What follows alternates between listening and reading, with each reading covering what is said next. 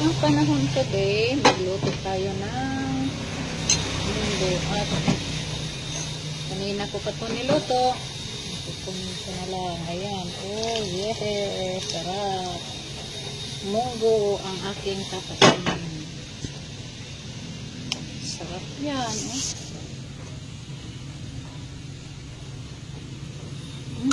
Sarap.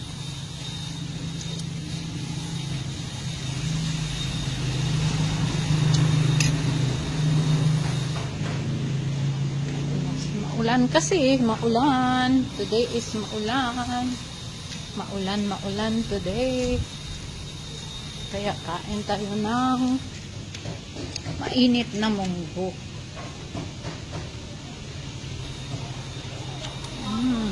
Sarap.